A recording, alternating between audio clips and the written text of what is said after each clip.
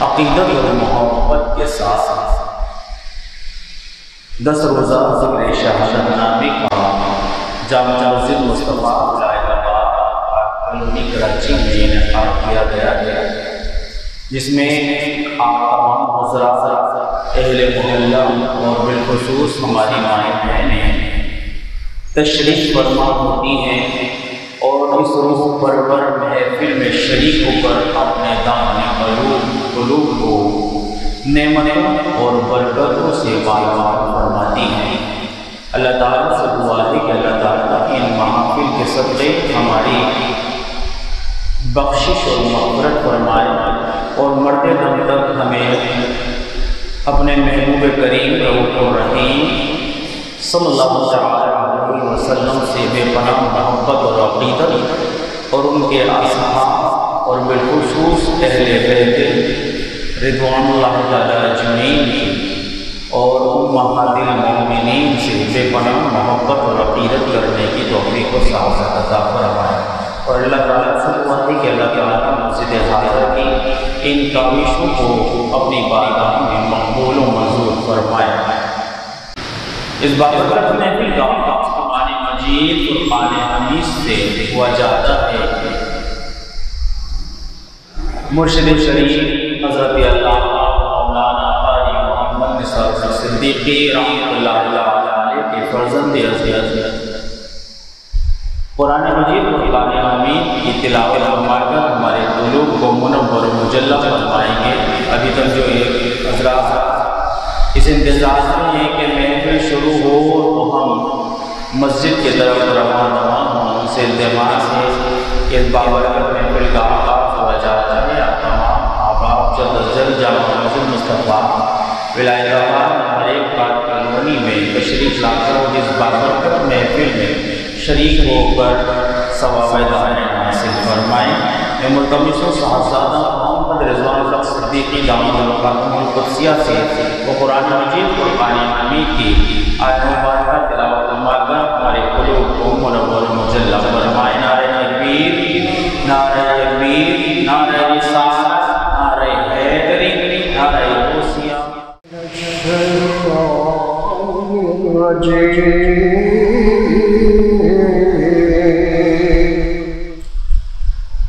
بسم اللہ الرحمن الرحیم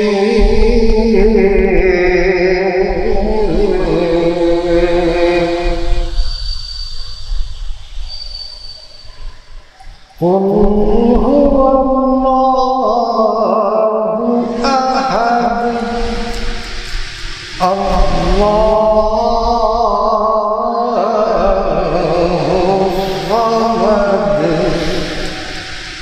لم يلد ولم يولد ولم يكن له كفوا أحد بسم الله الرحمن الرحيم قل هو الله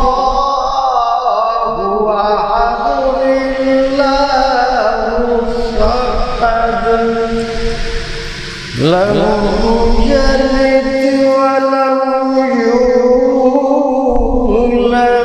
ولم يكن له كفوا أحد صدق الله العظيم۔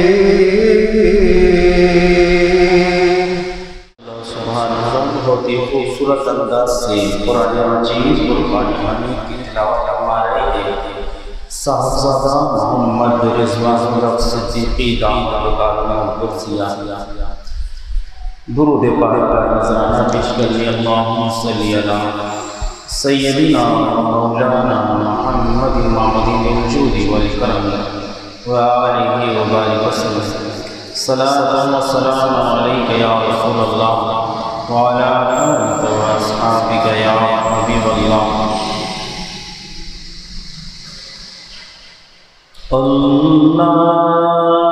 اللهم صلی علی سیدنا و مولانا محمد اللہم صلی علی سیدنا و مولانا محمد وعلی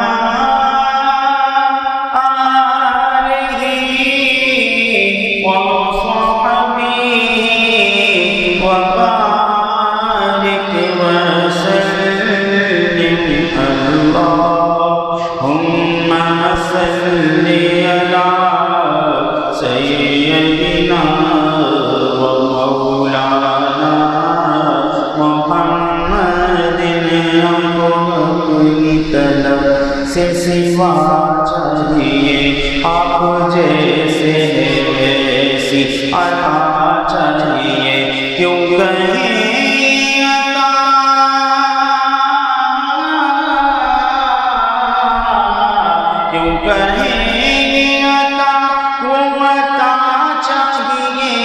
آپ کو علم ہے ہم کو کیا چاہیے اللہم صلی علی سیدنا و مولانا محمد اللہم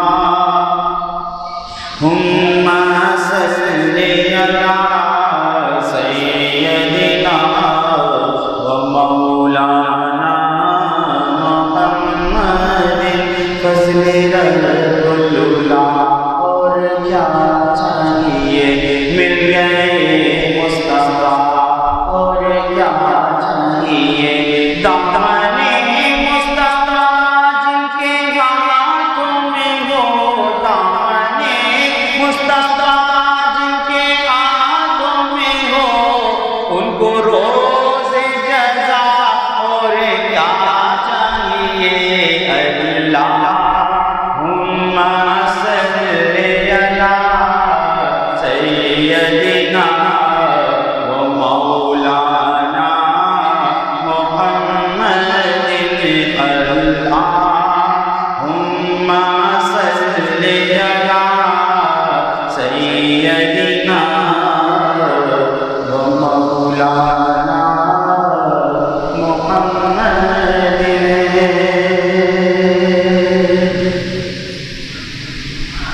اعلیٰ عظیم البرکت کے بھائی مولانا حسن صاحب رحمۃ اللہ علیہ کا مائع ناز کا پیش کر رہا ہوں اور یہ کلام ہمارے مرشد کریم کو بےحد پسند تھا اور بہت ہی سرور کے ساتھ توجہ کے ساتھ آپ پڑھتے بھی تھے اور سنتے بھی تھے ایسا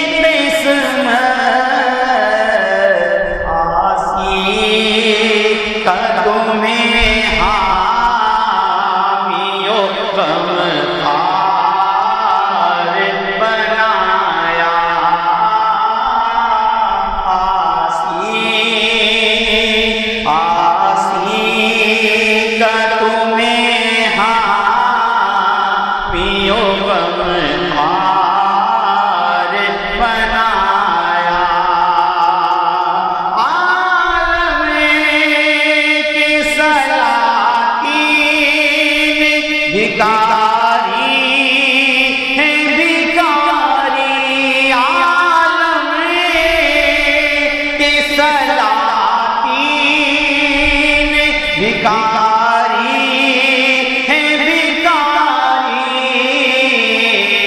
سرکار بنایا تمہیں سرکار بنایا سرکار بنایا تمہیں سرکار بنایا خدا تو بندے ہیں تیرے حسین خلق نے خدا تو بندے ہیں تیرے حسین خلق نے پیارے تجھے بدخواہ کا غم خوار بنایا پیارے تجھے بدخواہ کا غم خوار بنایا ایسا تجھے ایسا تجھے خالق نے ترادار بنایا بے پردہ وہ جب خاک نشینوں میں نکل آئے بے پردہ وہ جب خاک نشینوں میں نکل آئے ہر ذرے کو خورشید پرانوار بنایا ہر ذرے کو خورشید پرانوار بنایا اے ماہ عرب میرے عجم میں تیرے صدقے اے ماہ عرب میرے عجم میں تیرے صدقے ظلمت نے میرے دن کو شب آر بنایا ظلمت نے میرے دن کو شب آر بنایا اللہ کرم میرے بھی ویران دل پر اللہ کرم میرے بھی ویران دل پر سہرا کو تیرے حسین نے گلزار بنایا سہرا کو تیرے حسین نے گلزار بنایا بے یار و مددگار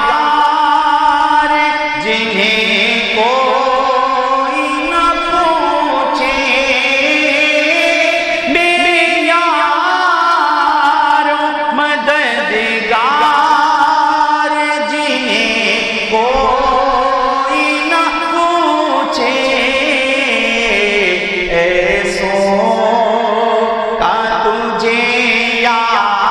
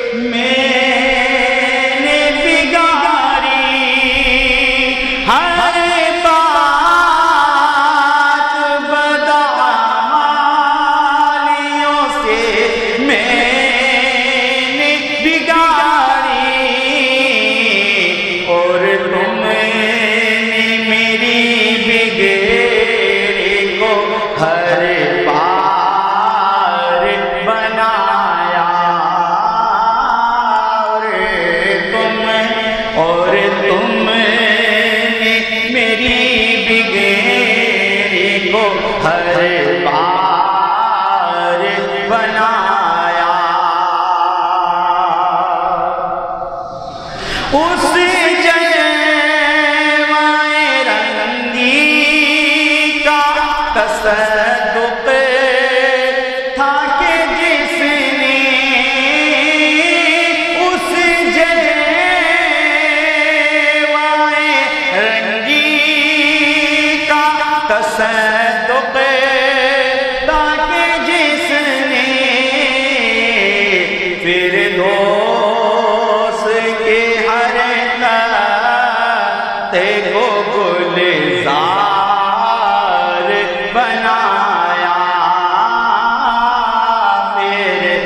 فردوس کے ہر خطے کو گلزار بنایا۔ اس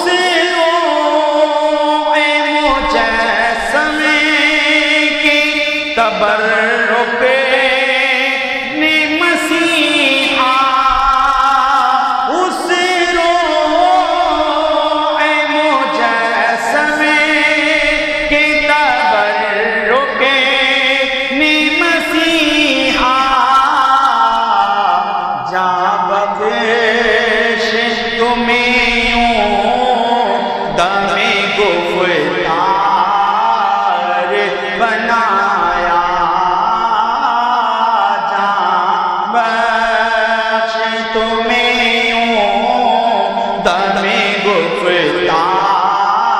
گفتار بنایا۔ انہیں ہاتھوں کا جلوہ تھا یہ حضرت موسیٰ، انہیں ہاتھوں کا جلوہ حضرت موسیٰ، جس نے ید بیضا کو ضیاء بار بنایا، جس نے ید بیضا کو ضیاء بار بنایا، ان کے لب رنگی کی نچھاور کی وہ جس نے پتھر میں حسن لال پرن بار بنایا،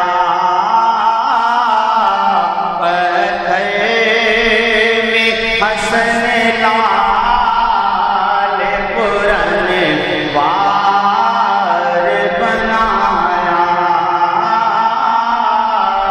ایسا تمہیں خالق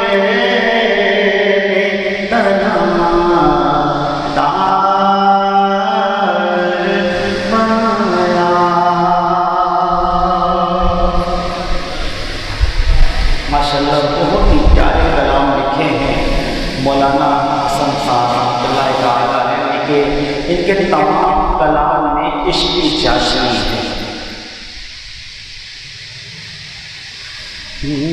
تمہارا نام مصیبت جب لیا ہوگا، تمہارا نام مصیبت میں جب لیا ہوگا، تمہارا نام مصیبت میں جب لیا ہوگا،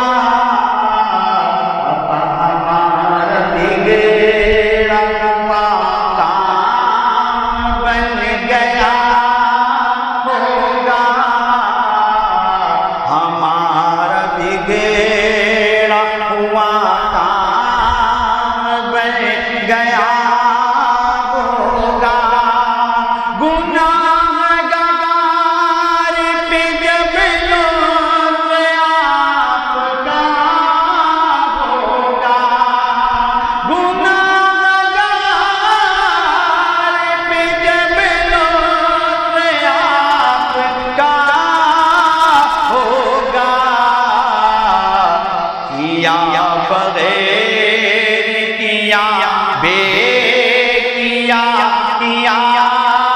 ہوگا. فرما رہے ہیں کہ سرکار کا جب ہم پر کرم ہوگا تو ہم نے جو گناہ کیے ہیں وہ ہمارے نام اعمال سے مٹا دیے جائیں گے، اور جو ہم نے نیکیاں نہیں کی وہ سرکار کے کرم سے ہمارے نامہ اعمال میں ڈال دی جائیں گی. کہ گناہگار پہ جب لطف آپ کا ہوگا،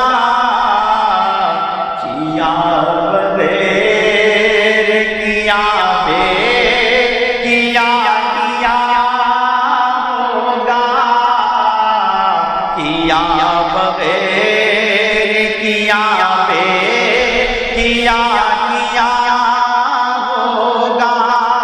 خدا کا لطف ہوا ہوگا دستگیر ضرور. خدا کا لطف ہوا ہوگا دستگیر ضرور. جو گرتے گرتے تیرا نام لے لیا ہوگا، جو گرتے گرتے تیرا نام لے لیا ہوگا.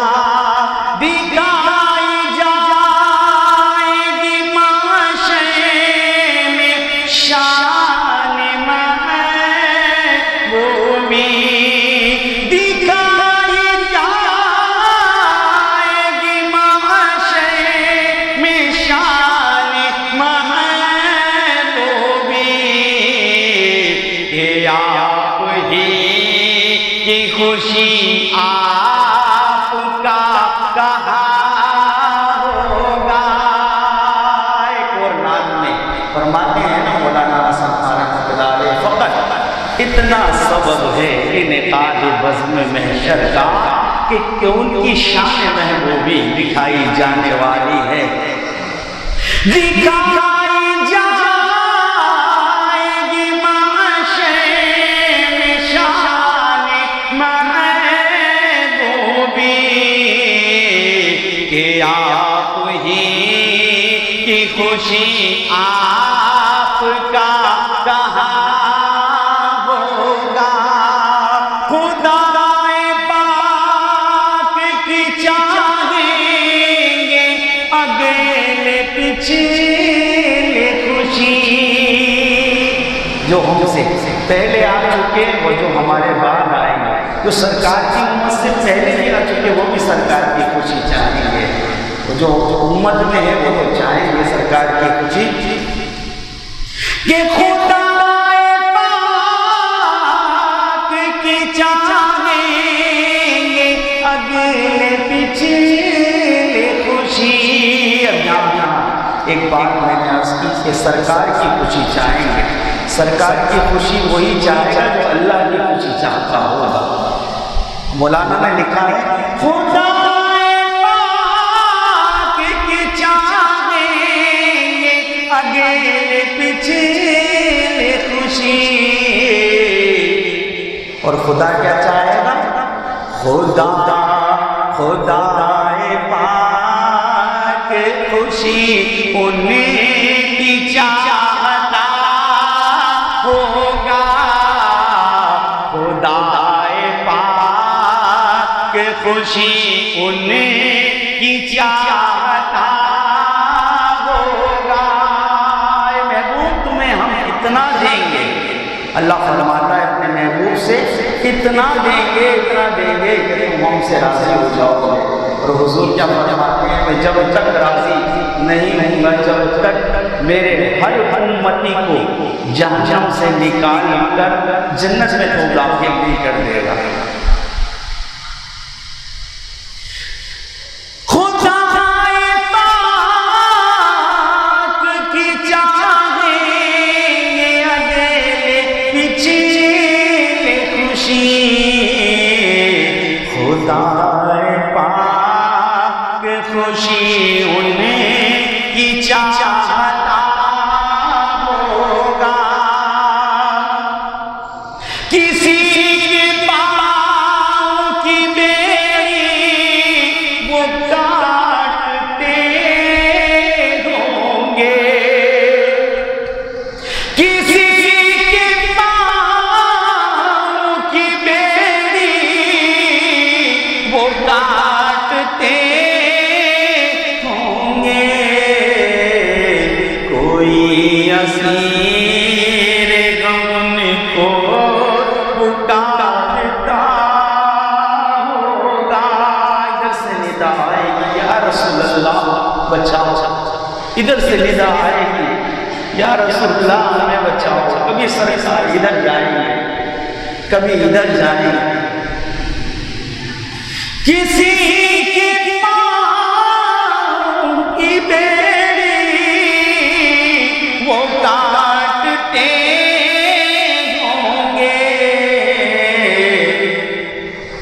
کوئی اسیر غم کو پکارتا ہوگا، کسی طرف سے صدا آئے گی حضور آؤ، کسی طرف سے صدا آئے گی حضور آؤ، نہیں تو دم میں غریبوں کا فیصلہ ہوگا، نہیں تو دم میں غریبوں کا فیصلہ ہوگا،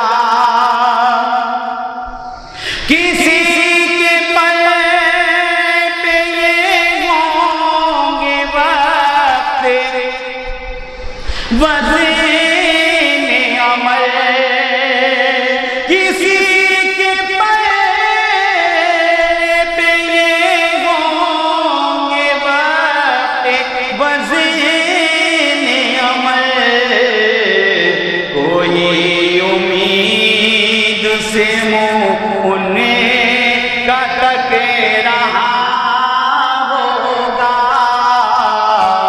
کوئی امید سے منہ انہیں کٹک رہا ہوگا، کوئی کہے گا دعائی ہے یا رسول اللہ، کوئی کہے گا دعائی ہے یا رسول اللہ، تو کوئی تھام کے دامن مچل گیا ہوگا،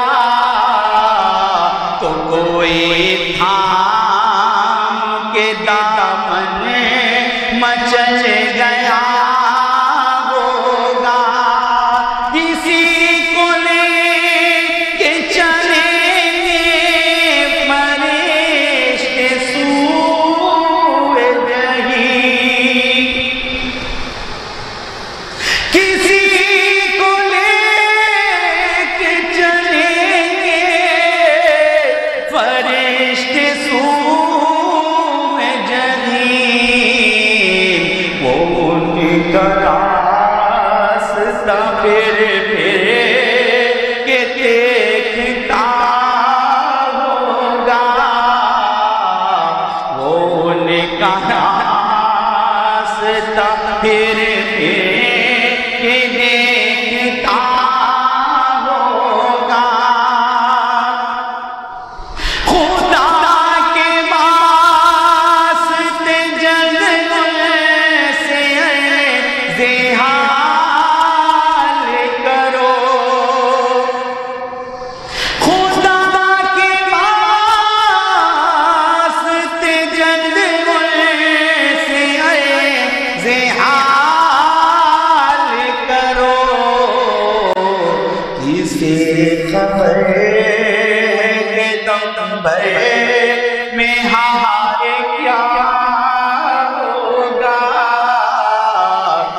سے خبر ہے کہ نمبر میں ہائے کیا ہوگا شکست باغ میرے حال کی خبر کر دو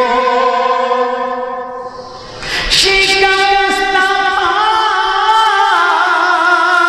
میرے حال کی خبر کر دو کوئی کسی سے یہ رو کہ کہہ رہا ہوگا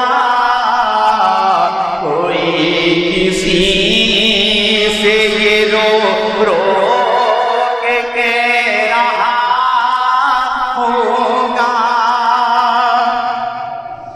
پکڑ کے ہاتھ کوئی حال دل سنائے گا پکڑ کے ہاتھ کوئی حال دل سنائے گا پکڑ کے ہاتھ کوئی حال دل سنائے گا کے قدموں سے کوئی لپٹ گیا ہوگا کے کوئی قدم تو رو کے قدموں سے کوئی لپٹ گیا ہوگا کوئی قریب ترازو کوئی لبے کوثر کوئی صراط پہ ان کو پکارتا ہوگا کوئی صراط پہ ان کو پکارتا ہوگا یہ بے قرار کرے گی صدا غریبوں کی یہ بے قرار کرے گی صدا غریبوں کی مقدس آنکھوں سے عشق کا بن گیا ہوگا مقدس آنکھوں سے عشق کا بندھا ہوگا وہ پاک دل کی نہیں جس کو اپنا اندیشہ ہجوم فکر و تردد میں گر گیا ہوگا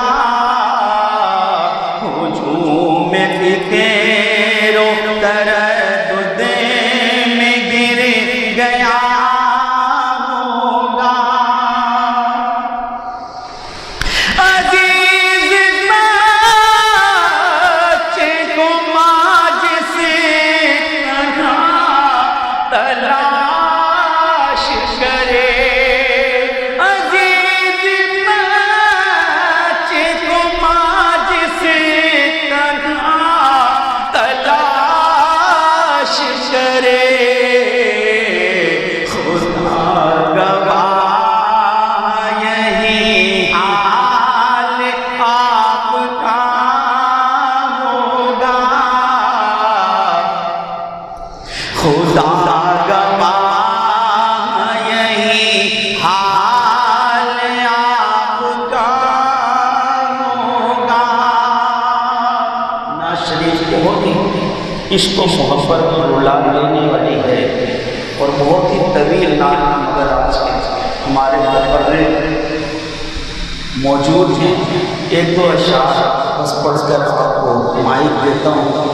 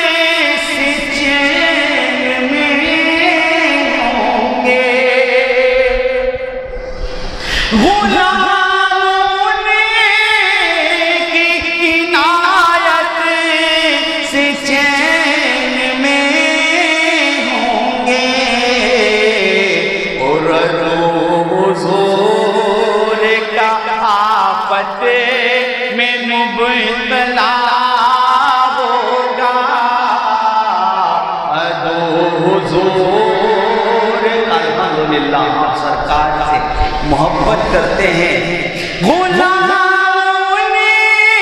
کی عنایت سے چین میں ہوں گے. دو حضور کا آفت میں مبتلا ہوگا. میں ان کے در کا بیکاری ہوں فضل مولا سے.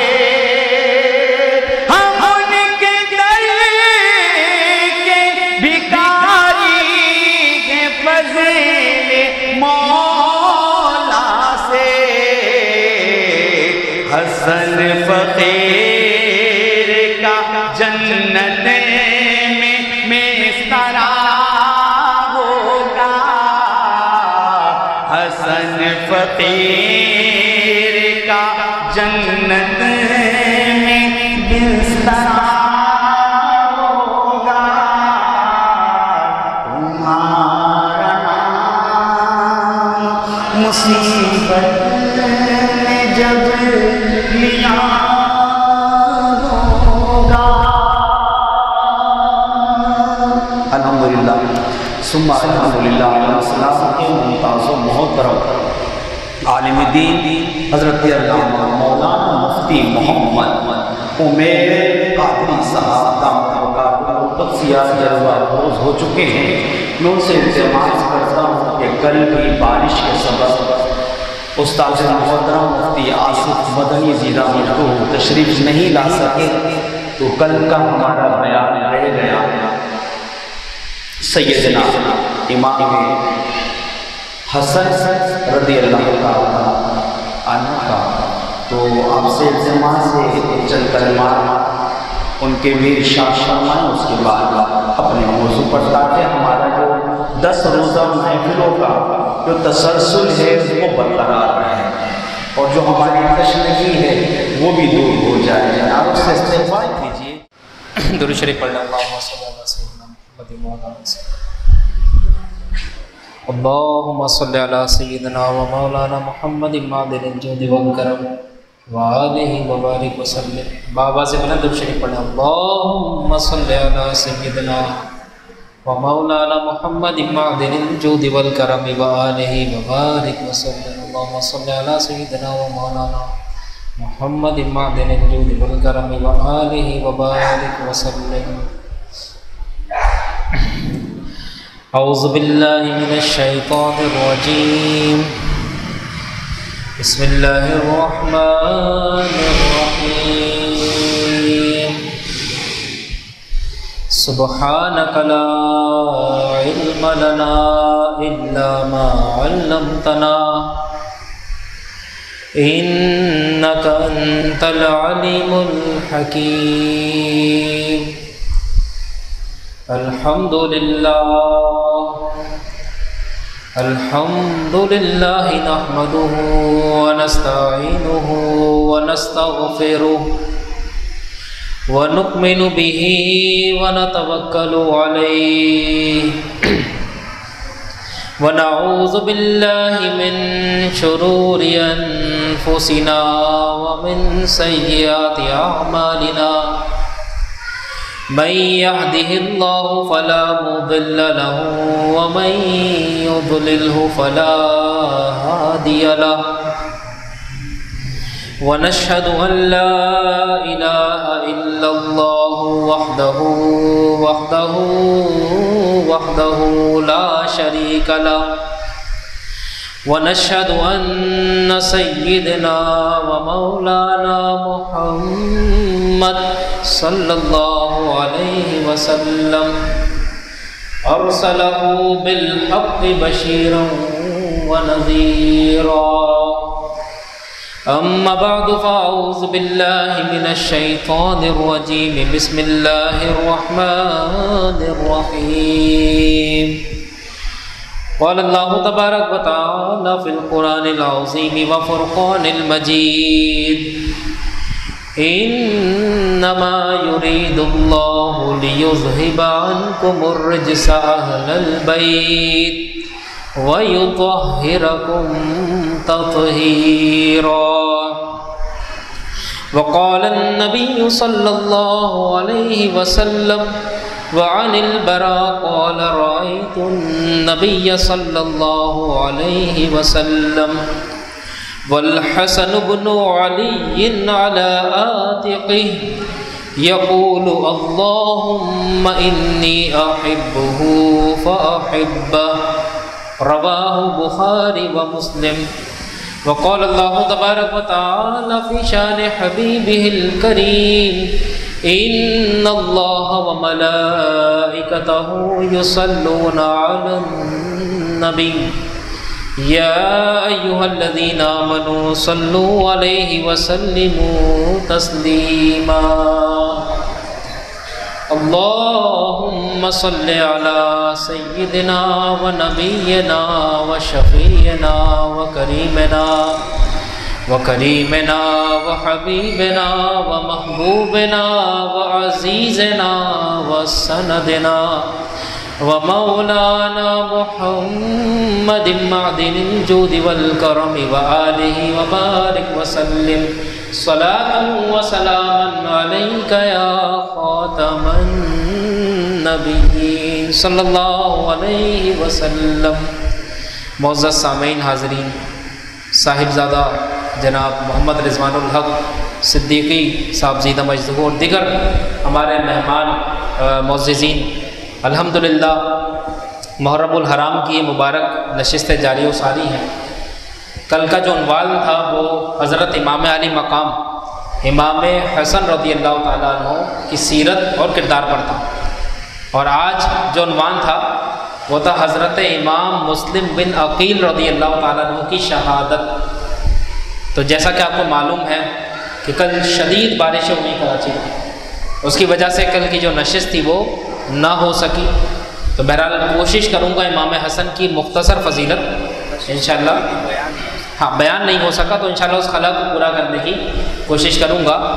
یاد رکھیں نبی کریم صلی اللہ تعالیٰ علیہ وسلم کو اپنے دونوں شہزادے امام علی مقام امام حسن اور امام حسین سے بڑا پیار تھا. اور امام حسن رضی اللہ تعالیٰ عنہ کی اگر الگ سے فضیلت بیان کی جائے تو مشکات شریف کی بڑی پیاری روایت ہے جسے بخاری اور مسلم نے بھی روایت کیا. حضرت برا فرماتے ہیں عن البرا رضی اللہ عنہ. دیکھیں جب صحابہ کا نام آتا ہے تو کیا پڑھتے ہیں؟ رضی اللہ عنہ. اس کا مطلب معلوم ہے کیا ہے؟ اس کا مطلب یہ ہے کہ اللہ رب العزت ان سے راضی ہے. تو رضی اللہ عنہ کہنا گویا کہ ہمارے عقیدے کی ترجمانی کرتا ہے کہ صحابہ وہ ہیں جن سے اللہ راضی ہے.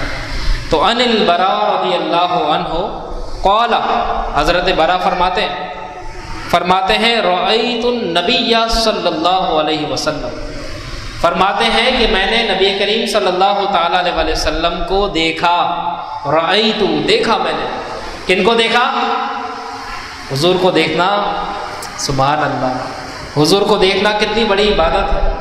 حضور کو دیکھنا کتنی بڑی سعادت مندی کی بات ہے. اب صحابہ کی خوش نصیبی دیکھیں کہ صحابہ نبی کو قریب سے دیکھتے تھے. آج ہم خواب میں دیکھنے کو ترستے ہیں. وہ خوش نصیب اور برگزیدہ ہستیاں اپنی زندگی میں چلتے پھرتے اس مرکز حسن کو دیکھتی تھیں جن پر چاند بھی اپنی جان فدا کرتا ہے.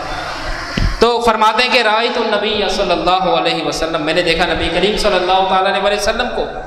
والحسن ابن علی. اور میں نے دیکھا امام علی مقام امام حسن کو. امام حسن بڑے ہیں, امام حسین چھوٹے تھے عمر میں, لیکن باعتبار فضیلت دونوں برابر ہیں. یاد رکھیں امام حسن اور امام حسین کی فضیلت میں فرق نہیں ہے. جتنا ذکر ہم امام علی مقام امام حسین کا کرتے ہیں امام حسن کا بھی کرنا چاہیے. بلکہ بعض محدثین کا تو قول ہے کہ امام حسین سے زیادہ امام حسن افضل ہے. اس کی وجہ کیا ہے؟ اس کی وجہ وہ یہ بتاتے ہیں کہ امام حسن نے امام حسین سے بھی پہلے رسول اللہ کو دیکھا. امام حسین سے بھی پہلے دیکھا اور زیادہ عرصے دیکھا. تو جس نے حضور کو زیادہ عرصے دیکھا وہ زیادہ افضل ہے. لیکن خیر ہمارے نزدیک دونوں با فضیلت بزرگ ہستی ہیں اور بڑے ائمہ میں سے. تو فرماتے ہیں کہ میں نے دیکھا نبی کریم صلی اللہ تعالیٰ علیہ وسلم کو اور امام حسن رضی اللہ تعالیٰ عنہ کو. اب دیکھیں کتنی پیاری ادا کے ساتھ آپ نے دیکھا. فرماتے ہیں الا آتقی. میں نے دیکھا کہ امام حسن نبی کریم صلی اللہ تعالیٰ علیہ وسلم کے کندھوں پر شانوں پر سوار ہے. الا آتقی شانوں پر سوار ہے. بھائی کوئی کسی بچے کو کسی چھوٹے سے بچے کو کندھے پر اٹھاتا ہے تو محبت میں اٹھاتا ہے, پیار میں اٹھاتا ہے.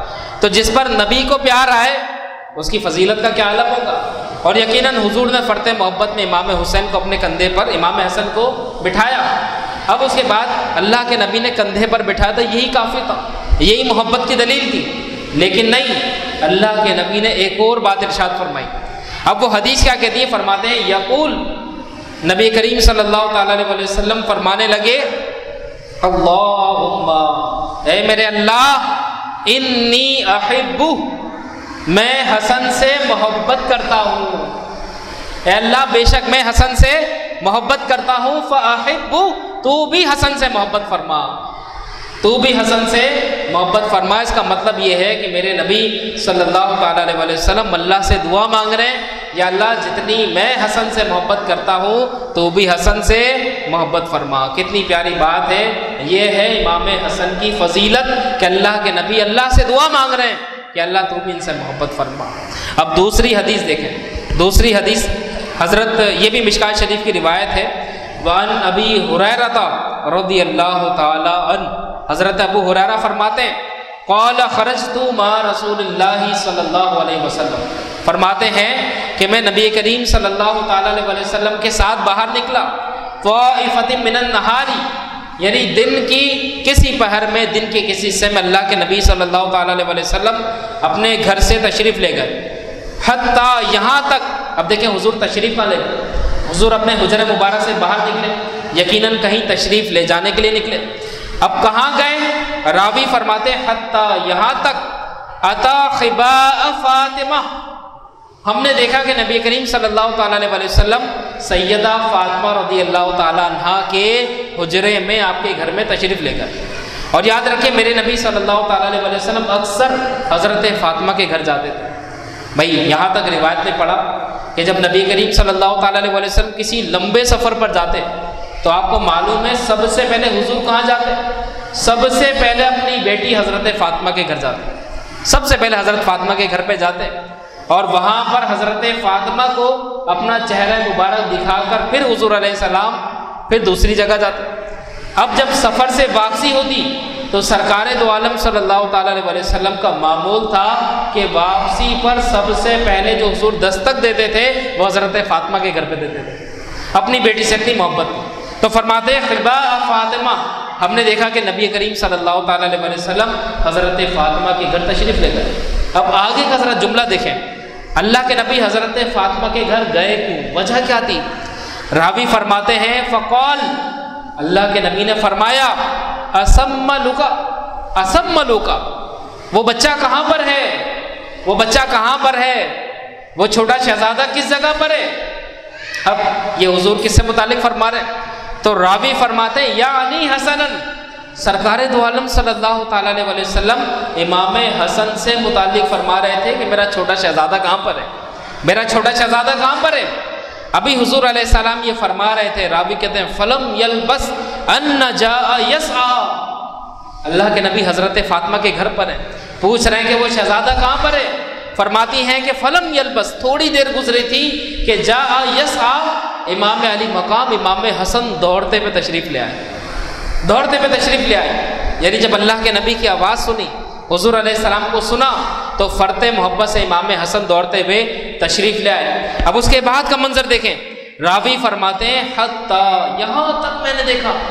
اب راوی نے دیکھا کتنا پیارا منظر دیکھا، امام حسن سے نبی کریم صلی اللہ تعالیٰ علیہ وسلم کی محبت۔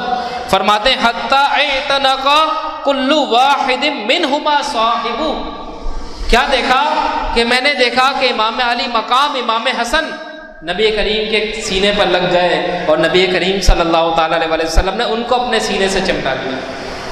یہ ہے محبت امام حسن سے نبی کریم کی، کہ حضرت فاطمہ کے گھر جانے کی اصل وجہ امام حسن سے ملاقات تھی، اور امام حسن سے ملنے گئے تو پوچھا میرا چھوٹا سا شہزادہ کہاں پر ہے؟ ابھی پوچھ رہے تھے، حسن دوڑتے ہوئے آ گئے، سرکار نے ان کو اپنے گلے سے لگا لیا۔ اب گلے سے لگائے تو اللہ کے نبی نے ایک دعا ان کے بارے میں ارشاد فرمائی۔ راوی فرماتے ہیں کہ ہم نے دیکھا نبی کریم صلی اللہ تعالیٰ علیہ وسلم اللہ سے دعا مانگ رہے ہیں، فقال رسول اللہ صلی اللہ علیہ وسلم اللہم انی احبہ فاحب واحب من یحب، حضور فرماتے ہیں کہ یا اللہ میں حسن سے محبت کرتا ہوں، تو بھی حسن سے محبت فرما، اور تو ہر اس شخص سے محبت فرما جو امام حسن سے محبت کرتا ہے۔ تو پتہ لگا کہ امام حسن رضی اللہ تعالیٰ عنہ کی محبت نبی کریم صلی اللہ تعالیٰ علیہ وسلم کی محبت کی دلیل اور سبب ہے۔ اب اس کے بعد ایک اور روایت، تیسری روایت جس میں ایک بڑا تاریخی پہلو ہے، وہ آپ کے سامنے پیش کرتا ہوں، اور یہ بخاری شریف کی روایت ہے۔ اب دیکھیں اس حدیث کے راوی ہیں حضرت ابو بکرہ، حضرت ابو بکر صدیق نہیں، ایک دوسرے صحابی ہیں حضرت ابو بکرہ۔ فرماتے ہیں قال رأیت رسول اللہ صلی اللہ علیہ وسلم، ہم نے نبی کریم صلی اللہ تعالیٰ علیہ وسلم کو دیکھا علی المنبری، کہاں پر دیکھا؟ منبر پر، جس ٹہنی پر نبی کریم صلی اللہ تعالیٰ علیہ وسلم جس تختے پر چڑھ کر خطبہ ارشاد فرماتے تھے اس کو کہا جاتا ہے منبر، اور ہر مسجد میں آپ کو منبر نظر آئے گا۔ اب ہماری مسجد کا منبر یہ ہے، تو نبی کریم صلی اللہ تعالیٰ علیہ وسلم منبر پر تشریف فرماتے ہیں والحسن ابن علی الی جنبہ، ہم نے دیکھا کہ امام حسن نبی کریم صلی اللہ تعالیٰ علیہ وسلم کے پہلو پر ہیں، یعنی ایسا ہوا کہ اللہ کے نبی منبر پر تشریف فرما ہے، خطبہ ارشاد فرما رہے ہیں، اور امام حسن برابر میں بیٹھے ہوئے ہیں۔ اب دیکھیں راوی فرماتے ہیں وَهُوَ يُقْبَلُ عَلَى النَّاسِ مَرَّةً وَعَلَيْهِ أُخْرَى، فرماتے ہیں کہ ہم نے ایک عجیب بات دیکھی، وہ یہ دیکھا کہ نبی کریم صلی اللہ تعالیٰ علیہ وسلم جب خطبہ ارشاد فرما رہے تھے تو ایک نظر حضور امام حسن کو دیکھتے اور ایک نظر مخاطبین کی طرف دیکھتے، مخاطبین کی طرف جو لوگ خطبہ سن رہے تھے۔ اب دیکھیں مخاطبین کے سامنے اگر خطیب بار بار ایک فرد کو دیکھے بار بار، اور اس کا مطلب یہ ہوا کہ خطیب لوگوں کی توجہ اس کی طرف دلانا چاہتا ہے، تو نبی کریم صلی اللہ تعالیٰ علیہ وسلم خطبہ ارشاد فرما رہے ہیں، امام حسن تشریف فرمائے، اللہ کے نبی ایک نظر پوری مجلس کو دیکھ رہے ہیں اور ایک نظر امام حسن کی طرف دیکھ رہے ہیں۔ اب دیکھیں اللہ کے نبی نے امام حسن سے متعلق ایک غیب کی خبر دی اور آپ سے متعلق ایک بشارت دی. اب ذرا اس بشارت کو اور غیب کی خبر کو سنیں، آپ کے سامنے تاریخی حقائق روشن ہوں گے، ایک بہت بڑے اشکال کا بھی رد آپ کے ذہنوں میں آ جائے گا. اب دیکھیں اللہ کے نبی صلی اللہ تعالیٰ علیہ وآلہ وسلم اب لوگوں سے مخاطب ہوئے اور فرمایا ان نبنی ویقول، حضور فرماتے ہیں امام حسن کو دیکھتے ہوئے ان نبنی ھذا سید. کیا فرمایا اللہ کے نبی نے کہ بے شک میرا یہ بیٹا سید ہے، سردار ہے، میرا یہ بیٹا سید ہے. سید کا مطلب ہوتا ہے سردار، لیڈر، رہنما، رہبر کو سید کہتا ہے. تو اللہ کے نبی صلی اللہ تعالیٰ علیہ وسلم نے امام حسن کو کیا فرمایا کہ میرا یہ بیٹا سید ہے. اب اس کے بعد اللہ کے نبی صلی اللہ تعالیٰ علیہ وسلم فرماتے ہیں وَلَعَلَّ اللَّهَ، اور اللہ کی رحمت سے امید ہے أَن يُصْلِحَ بِهِ بَيْنَ فِئَتَيْنِ عَظِيمَتَيْنِ مِنَ الْمُسْلِمِينَ. اب اللہ کے نبی صلی اللہ تعالیٰ علیہ وسلم ایک بہت ہی آگے کی بات ارشاد فرمائی. اس کا مطلب حضور کے سامنے آئندہ کے حالات تھے، آئندہ کیا ہونے والا ہے. حضور نے فرمایا کہ بے شک میرا یہ بیٹا سید ہے اور امید ہے کہ اللہ کی رحمت سے کہ اللہ میرے اس بیٹے کی وجہ سے، اس سید کی وجہ سے اللہ رب العزت مسلمانوں کے دو بڑے گروہ عظیمتین، حدیث میں لفظ ہے مسلمانوں کے دو بڑے گروہ میں اللہ رب العزت صلح فرما دے گا. تو میرا یہ بیٹا مسلمانوں کے عظیم گروہوں میں صلح کا باعث بنے گا. اس حدیث کو بخاری نے روایت کیا. دوستوں اور بزرگوں، یہاں پر تو امام حسن کی فضیلت آ گئی، لیکن اللہ کے نبی نے جو یہ ارشاد فرمایا کہ میرا یہ بیٹا مسلمانوں کے دو بڑے گروہ میں صلح کا باعث بنے گا، اس کا کیا مطلب ہے؟ اب اس کی ایک تھوڑا سا ہسٹوریکل بیک گراؤنڈ ہے. وہ کیا ہے؟ آپ کو پتہ ہے خلافت راشدہ 4 سال چلی. سب سے پہلا دور خلافت کن کا تھا؟ صدیق اکبر. بھائی بولو نا، صدیق اکبر. ان کے بعد کن کا دور خلافت آیا؟ حضرت عمر. پیچھے والوں کی آواز سب بولے نا. حضرت عمر فاروق اعظم کا. اور اس کے بعد تیسرا دور خلافت عثمان غنی کا. ماشاءاللہ اب الحمدللہ اب اچھا لگا. حضرت عثمان غنی کا تیسرا دور خلافت، اور چوتھا حضرت علی. 4 دور خلافت آ گئے. اب حضرت علی کے دور خلافت کے بعد جب حضرت علی کا وصال ہو گیا تو اب سوال ہی پیدا ہوا کہ خلافت راشدہ کا تسلسل کن سے قائم ہو. تو اس وقت لوگوں کی نظر کن پر تھی؟ امام حسن رضی اللہ تعالیٰ عنہ، کہ نبی کریم صلی اللہ تعالیٰ علیہ وسلم کی آل میں سے امام حسن ہے، اور ان کی پرہیزگاری، ان کی بزرگی، ان کی شرافت، ان کے وقار اور ان کی عظمت پر سب کا اتفاق ہے. اور ان کی سیاسی بصیرت کیا ہے وہ بھی سب جانتے ہیں، ان کی دیانت تقوی کیا ہے وہ بھی سب جانتے ہیں. تو متفقن علیہ سب اس بات پر راضی تھے کہ حضرت علی کے بعد جو ان کے جانشین ہیں جن سے خلافت راشدہ کا تسلسل چلے گا وہ ہیں امام علی مقام، امام حسن. اور بہرحال امام حسن کو اتفاق کے ساتھ خلیفہ نامزد کر دیا گیا. تو آپ 5ویں خلیفہ تھے، لیکن خلافت کا اطلاق نہیں ہوا. تو 6 مہینے صرف آپ خلیفہ رہے. ادھر سے ملک شام میں سے حضرت امیر معاویہ رضی اللہ تعالیٰ عنہ بھی خلافت بلکہ امارت کے طلبگار تھے. وہ بھی چاہتے تھے کہ امارت ان کے پاس آئے. اس کے پیچھے ایک بہت بڑی وجوہات ہیں. وہ اپنے زاویہ نگاہ سے مسلمانوں کی بہتری دیکھ رہے تھے، امام حسن اپنے زاویہ نگاہ سے دیکھ رہے تھے. تو جب امام علی مقام امام حسن نے دیکھا کہ مجھ میں اور امیر معاویہ رضی اللہ تعالیٰ عنہ میں خلافت کی بنیاد پر، امارت کی بنیاد پر اختلاف ہو رہا ہے اور لوگ منتشر ہو رہے ہیں، ایک کثیر تعداد میری طرف ہے، یہاں تک بلکہ روایتوں میں آتا ہے کہ 40,000 لوگوں نے، کتنے؟ 40,000 لوگوں نے امام علی مقام امام حسن رضی اللہ تعالیٰ عنہ کے دستے حق پرست پر بیعت کر لی کہ بھئی ہم آپ کو خلیفہ مانتے ہیں. لیکن اس وقت کے جو تاریخی حقائق ہیں اس میں مسلمانوں کے 2 امیدوار تھے، ایک حضرت امیر معاویہ، دوسرے امام حسن. اب اگر امام حسن رضی اللہ تعالیٰ عنہ اگر خلافت کے تخت پر اگر تسلسل کے ساتھ قائم رہتے تو آپ نے اپنی سیاسی بصیرت سے اندازہ لگایا کہ مسلمانوں میں افتراق اور انتشار ہو جائے گا، اور مسلمانوں میں اتفاق ہونا یہ ضروری ہے. اختلاف اسلام کا دشمن ہے، فرقہ واریت اسلام کے خلاف ہے، اسلام کو کمزور کرے گی. تو آپ نے مسلمانوں کو انتشار سے بچانے کے لیے، افتراق سے بچانے کے لیے آپ خلافت سے دستبردار ہو گئے. اور آپ نے لوگوں کو کہا کہ تم امیر معاویہ کے ہاتھ پر بیعت کر لو، امارت انہی کے ہاتھ میں۔ اچھا اب یہاں سے دو نقطے اور واضح ہوئے۔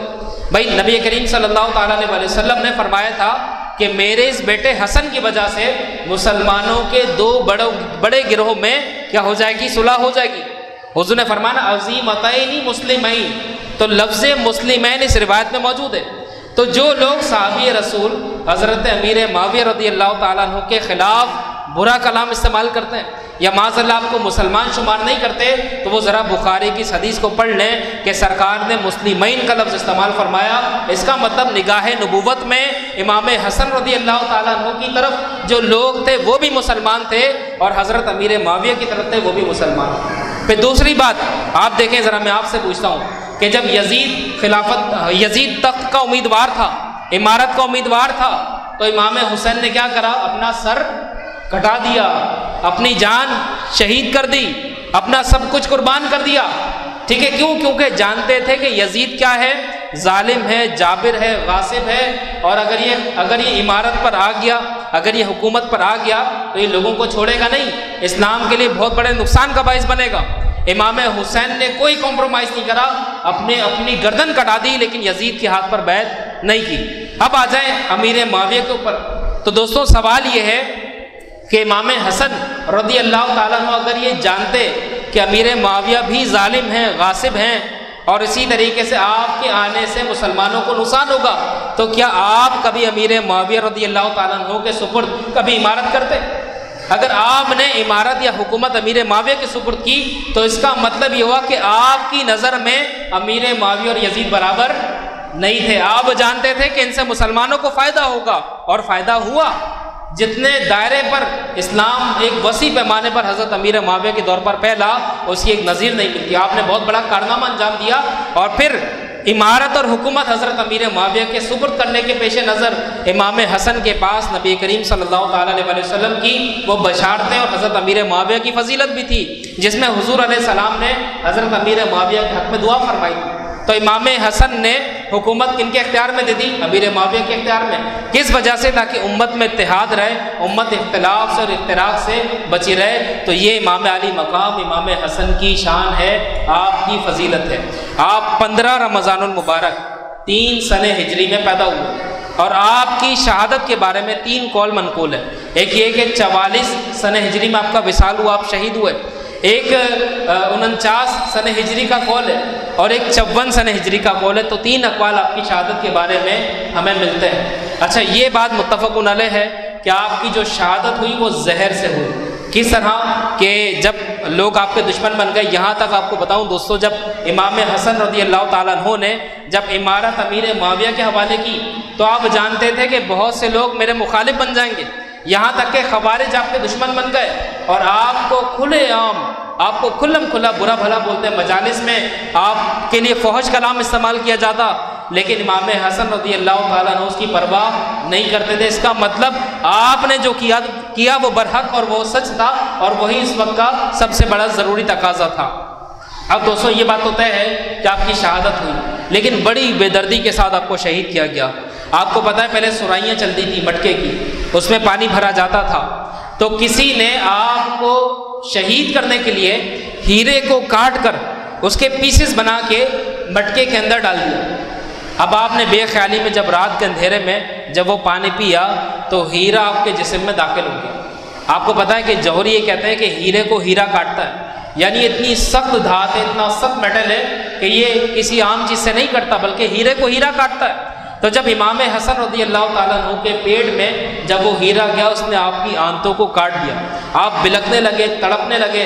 ایسے موقع پر آپ کے بھائی امام علی مقام سید الشہداء امام حسین رضی اللہ تعالیٰ عنہ آپ کے پاس آتے ہیں اور کہتے ہیں میرے بڑے بھائی، آپ پر میرا سب کچھ قربان، آپ صرف مجھے اس شخص کا نام بتا دیں جس نے آپ کے ساتھ یہ ظلم کیا ہے، آپ کے ساتھ یہ سفاکی کی ہے، آپ اس کا نام بتائیں۔ تو امام حسن رضی اللہ تعالیٰ عنہ کا خوبصورت جواب، آج ہم الزام تراشیاں کرنے میں ماہر ہیں، جس پہ شک ہوا اس پہ الزام لگا دیا اور قسم بھی کھا لی کہ بھائی یہی ہے، میں تو کھل اٹھا سکتا ہوں، قسم کھا سکتا ہوں، اور خاص طور پہ اللہ ماشاء اللہ ہماری خواتین اس میں بڑی ماہر ہیں۔ کسی پہ شک ہو جائے تو ظالم وہی ہے، کسی پہ شک ہو جائے تو 100% برا وہی ہے۔ تو ایسا نہیں ہونا چاہیے، پہلے جس پہ الزام لگائیں پوری تحقیق کریں۔ تو امام حسن رضی اللہ تعالیٰ عنہ نے اپنے بھائی کو کیا جواب دیا؟ جواب یہ دیا کہ میرے بھائی، جب تک مجھے یقین نہیں ہوگا میں اس شخص کا نام ظاہر نہیں کروں گا جس نے میرے ساتھ ایسا کیا۔ اب یہ تو دیکھیں ایک طرف روایت ہو گئی کہ آپ کی شہادت ہو گئی، اس کے بعد کے مورخین آئے، انہوں نے امام حسن رضی اللہ تعالیٰ عنہ کی ایک عجیب توہین کی، وہ یہ کہ آپ کی زوجہ پر الزام لگا دیا کہ آپ کو جو ہیرے کاٹ کے کھلائے تھے وہ آپ کی زوجہ نے کھلائے تھے۔ تو دوستوں خدا کا خوف کرنا چاہیے۔ آپ مجھے ایک بات بتائیں کہ انویسٹیگیشن تازہ قتل کی زیادہ اچھی ہوتی ہے یا پھر 100 سال پرانے؟ اگر پاکستان کے پہلے وزیر اعظم لیاقت علی خان صاحب کو شہید کیا گیا تو آپ کی شہادت کے بارے میں حقائق اس وقت زیادہ اچھے مل سکتے تھے، انویسٹیگیشن اس وقت اچھی ہو سکتی تھی، یا اب یقیناً اس وقت ہو سکتی تھی۔ تو امام حسن رضی اللہ تعالیٰ عنہ نے تو شخص کا نام نہیں بتایا کہ مجھے شہید کس نے کیا، لیکن بعد کے مورخین نے سیدھا سیدھا الزام آپ کی زوجہ پہ لگا دیا۔ تو یہ ایک طریقے سے امام حسن کی توہین ہے۔ بھئی اگر آپ سے کہا جائے کہ آپ کی زوجہ ایسی ہیں ویسی ہیں، یوں ہیں فلاں ہیں، ان میں یہ برائی ہے ان میں یہ برائی ہے، تو آپ ذرا بتائیں کہ یہ آپ کی توہین ہے کہ نہیں ہے، کیا آپ کسی کی زوجہ پر الزام لگائیں؟ تو امام حسن رضی اللہ تعالیٰ عنہ نے جب اس شخص کا قاتل کا نام نہیں بتایا تو بعد کے مورخین کو کہاں سے وحی آ گئی یا الہام ہو گیا کہ انہوں نے الزام لگا دیا۔ تو دوستو ایسی کتابیں نہ پڑھیں جہاں پر صرف اور صرف روایات من گھڑت حقائق کے ساتھ پڑھیں۔ تو یہ تھا امام حسن رضی اللہ تعالیٰ عنہ کا مختصر سا بیان جو میں نے آپ کے سامنے کیا، اور یقین کیجئے آپ کا جو مختصر سا ذکر بھی ہے یہ رحمت کے اعتبار سے بڑا وسیع ہے۔ اگرچہ ایک حدیث مجلس میں سنا کر آپ کی فضیلت بیان ہوئی، لیکن وہ حدیث ہی پوری مجلس پر نزول رحمت کا سبب بننے میں کافی ہے۔ تو یہ تھی امام حسن رضی اللہ تعالیٰ عنہ کی شان۔ اب آ جائیں مسلم بن عقیل رضی اللہ تعالیٰ عنہ کا، مختصر آپ کے سامنے میں بیان کرتا ہوں۔ دیکھیں امام مسلم بن عقیل رضی اللہ تعالیٰ عنہ، سب سے پہلی بات کہ تھے کون؟ آپ کو پتہ ہے کہ حضرت ابو طالب کے دو بھائی تھے، یعنی ایک حضرت عباس اور دوسرے تھے حضرت عقیل، یعنی حضرت علی کے چچا کا نام تھا عقیل۔ تو عقیل کی جو اولاد ہے ان میں ایک تھے قاسم مسلم، تو ان کا پورا نام ہے مسلم بن عقیل۔ تو یہ حضرت علی رضی اللہ تعالیٰ حضرت امام حسن کے چچا زاد بھائی، حضرت مسلم بن عقیل امام حسن کے چچا زاد بھائی۔ اب دیکھیں آپ کو پتہ ہے کہ جب حضرت امیر معاویہ رضی اللہ تعالیٰ عنہ کا وصال ہو گیا تو یاد رکھیں امیر معاویہ رضی اللہ تعالیٰ عنہ کے بعد جو ان کے جانشین بنا وہ یزید تھا، یزید بن معاویہ۔ اور یہاں پر ایک بات آپ کو اور بتا دوں، تاریخی بات ہے، یہ تاریخ ابن کثیر میں موجود تھی کہ امیر معاویہ رضی اللہ تعالیٰ عنہ نے یزید کو یہ وصیت کی تھی کہ اگر نبی کریم صلی اللہ تعالیٰ علیہ وسلم کے نواسے امام حسین رضی اللہ تعالیٰ عنہ اگر تم سے خلافت کا مطالبہ کریں تو خلافت ان کے حق میں خلافت سے دستبردار ہو جائے۔ لیکن یزید نے آپ کی وصیت پر عمل نہیں کرا، اور جب یزید اس وقت کا حکمران بنا تو اس کو مزید اپنی سلطنت پھیلانے کے لیے لوگوں کی رائے درکار تھی، تو اس نے خطوط لوگوں کو روانہ کرنا شروع کر دیے۔ تو ملک شام کے جتنے بھی لوگ تھے وہ سب کے سب یزید سے ڈر کر اس کے ہاتھ پر بیعت ہو گئے، انہوں نے بیعت خلافت کر لی۔ اب رہ گیا کوفہ اور حجاز مقدس یعنی مکہ اور مدینہ۔ تو اب یزید نے اپنے عاملین کے ذریعے، اپنے گورنروں کے ذریعے باقاعدہ کوفے کی طرف اور حجاز مقدس کی طرف خطوط روانہ کو شروع کر دیے کہ بھئی لوگوں سے کہو کہ میری بیعت کر لیں، میری بیعت کر لیں۔ اب جب یہ خط امام علی مقام امام حسین رضی اللہ تعالیٰ عنہ کو ملا اور مکے کا گورنر جب آپ کے مدینہ کا گورنر جب آپ کے پاس یہ خط لے کر آیا تو آپ نے کھلم کھلا بیعت سے انکار کر دیا، کہا کہ اس ظالم شخص کی بیعت میں نہیں کروں گا جس سے دین کو نقصان پہنچے، جس سے شریعت کو نقصان پہنچے، میں ایسے شخص کے ہاتھ پہ کسی بھی صورت میں بیعت نہیں کروں گا۔ اسی طریقے سے حضرت عبداللہ بن زبیر رضی اللہ تعالیٰ عنہ جو حضرت عائشہ صدیقہ رضی اللہ تعالیٰ عنہ کے بانجے تھے، ان کے پاس بھی پیغام آیا کہ آپ بھی یزید کی بیعت کر لیں، تو آپ نے بھی بیعت سے انکار کر دیا۔ اچھا ایک بات سمجھ لیجئے کہ امام حسین رضی اللہ تعالیٰ عنہ نے بیعت کا جو انکار کرا تو یزید نے سب سے پہلے آپ کی طرف بیعت کا تقاضا کیوں کرا، یہ پیغام کیوں بھیجا، اس کی کیا وجہ تھی؟ تو اس کی وجہ یہ تھی کہ یزید جانتا تھا کہ امام حسین رضی اللہ تعالیٰ عنہ کے پیروکار عقیدت مند اور مریدین کثرت سے ہیں اور پورا حجاز مقدس آپ کے دست مبارک پر بیعت ہے، تو اگر امام علی مقام امام حسین میرے ہاتھ پر بیعت کر لیتے ہیں تو اس کا مطلب پورا حجاز مقدس میرے ہاتھ پر بیعت کر لے گا۔ تو اس وجہ سے یزید کے پیش نظر ایک سب سے بڑے جو اسٹیک ہولڈر تھے، جو سب سے انسپائریبل پرسنالٹی تھی، وہ امام حسین تھے کہ بس یہ بیعت کر لیں، باقی سب میرے پکے مرید بن جائیں گے۔ لیکن امام حسین نے اس سازش کو ناکام کر دیا، کلیئر کھلم کھلا، دو ٹوک آپ نے منع کر دیا کہ میں یزید جیسے ظالم کے ہاتھ پر بیعت کبھی بھی نہیں کروں گا۔ اب جس کے ہاتھوں یہ خط بھیجا گیا تھا اس نے آپ کو ڈرایا، لیکن آپ نہیں ڈرے۔ بھائی امام حسین بھلا کسی سے ڈر سکتے ہیں؟ جن کے نام میں اتنا روب ہو، جن کے نام میں اتنا دبدبا ہو، ارے ان کو ڈرانے کی کوشش کی جا رہی ہے۔ ذرا سوچیں کہ عقل پہ کتنے پردے پڑ گئے۔ اب اس کے بعد جب یزید کو پتہ لگا کہ امام حسین نے تو کلیئر منع کر دیا کہ آپ ان کی بیعت نہیں کر سکتے، تو اس کو بڑا غضبناک ہوا، اس نے لوگوں سے پیغام بھجوانا شروع کر دیا۔ یہاں تک کہ مورخین لکھتے ہیں کہ امام حسین رضی اللہ تعالیٰ عنہ کا مدینے میں رہنا دشوار ہو گیا۔ اب بالآخر صحابہ کرام کے مشورے سے امام حسین رضی اللہ تعالیٰ عنہ نے فیصلہ کرا کہ آپ مدینے سے مکے ہجرت کر جائیں۔ اب یہ فیصلہ ذرا دیکھیں کہ کتنا درد دل رکھتے ہوئے امام حسین نے کیا ہوگا۔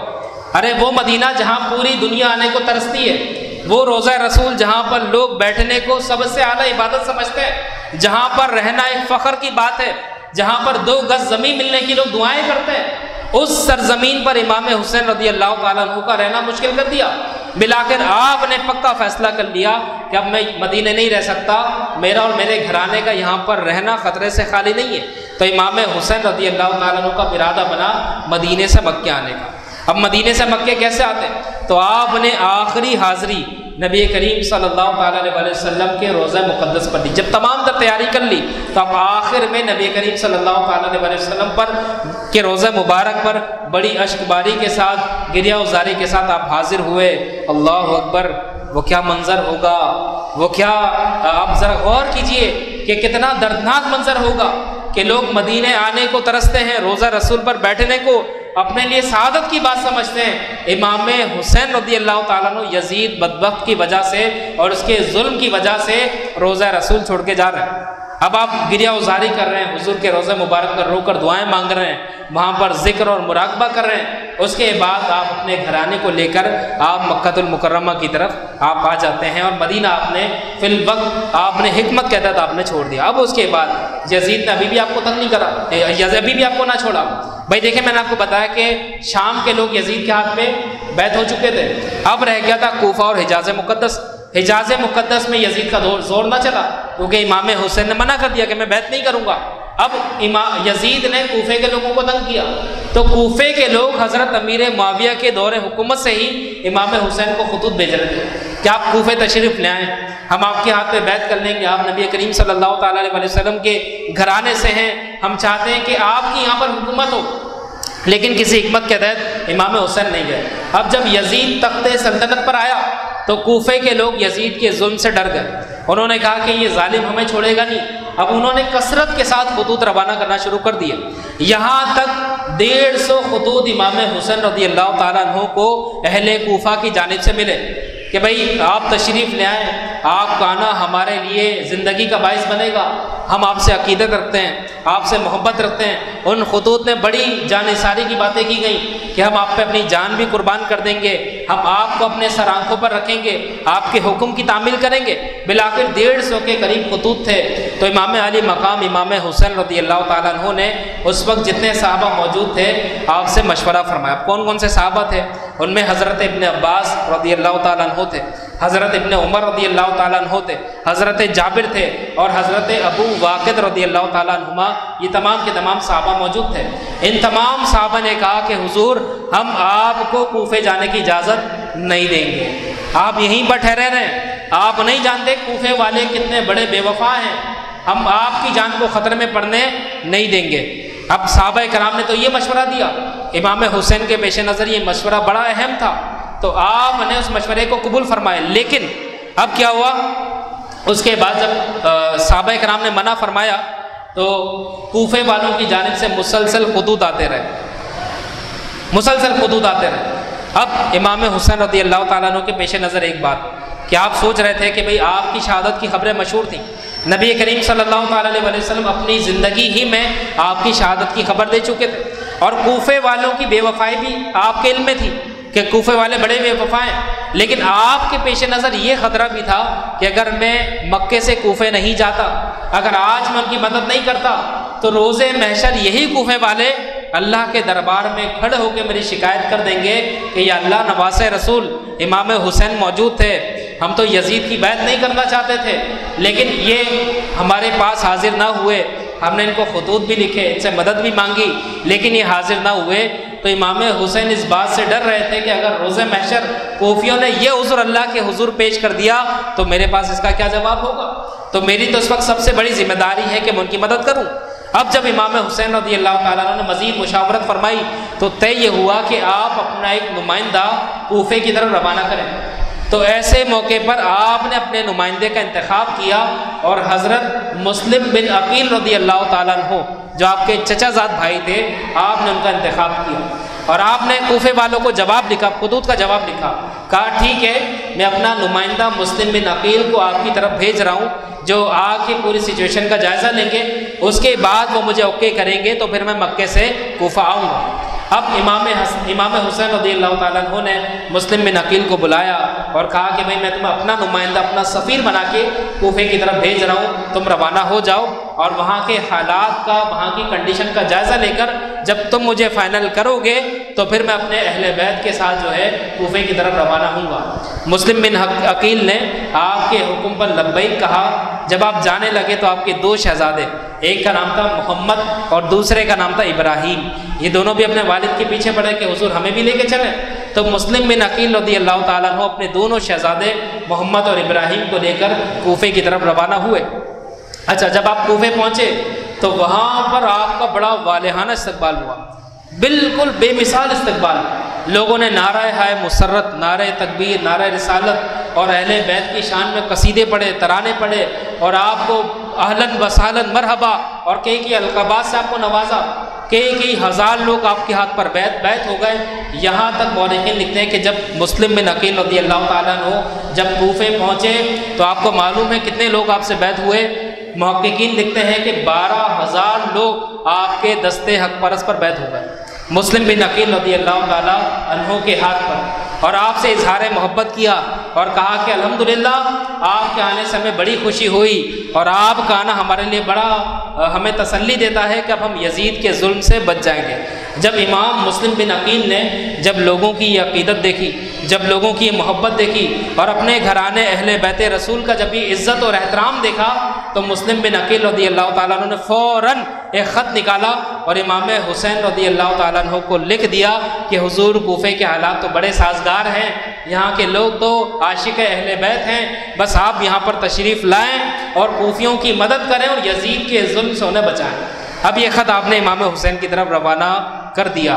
اچھا، جس وقت مسلم بن عقیل کوفے میں آئے تو کوفے کے جو گورنر تھے وہ تھے ایک صحابی رسول جن کا نام تھا نعمان بن بشیر، یہ صحابی رسول تھے۔ اچھا، یہ تمام حالات دیکھ رہے تھے، ان کو پتا تھا کہ یزید بڑا ظالم ہے، یزید انہیں چھوڑے گا نہیں، تو بہرحال آپ نے مسلم بن عقیل رضی اللہ تعالیٰ عنہ کو کہہ دیا کہ حضرت آپ الرٹ رہیں، یہ جو آپ کر رہے ہیں یزید کی صفاقی کو آپ نہیں جانتے کہ وہ بہت بڑا ظلم کر سکتا ہے، وہ بہت شیطان ہے، آپ اس کے شر سے محفوظ رہیں، اپنے آپ کو بچائیں۔ لیکن اس وقت حضرت مسلم بن عقیل رضی اللہ تعالیٰ عنہ کو کوفیوں نے بالکل ہائی جیک کیا ہوا تھا، آپ کی جو بات تھی وہ رہ گئی۔